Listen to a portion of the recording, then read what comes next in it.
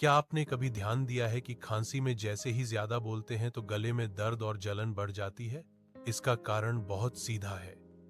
जब आपको खांसी होती है तो गले की अंदरूनी परत पहले से ही सूजी हुई और संवेदनशील होती है। अब जब आप बार बार बोलते हैं तो ऐसे में गले की नसों पर ज्यादा दबाव पड़ता है।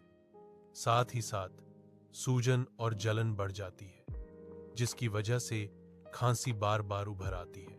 इस तरह आपका बोलना उस जख्म को बार बार छेड़ने जैसा हो जाता है। ऐसे समय में गले को चाहिए आराम, नमी और सूदिंग केयर। यही पर काम आता है श्वास अमृत आयुर्वेदिक कफ सिरप। इसमें मौजूद शहद और मुलट्ठी गले पर परत बनाकर जलन शांत करते हैं। साथ में तुलसी और वासा सूजन कम करके गले को आराम देते हैं। इसलिए खांसी में कम बोलें, गर्म पानी पिएं और गले की सही देखभाल के लिए श्वास अमृत लें। श्वास अमृत देता है गले को सुकून और खांसी में राहत। अगर आपको यह जानकारी अच्छी लगी हो तो इसे शेयर करना ना भूलें। साथ ही इस चैनल को फॉलो भी जरूर करें।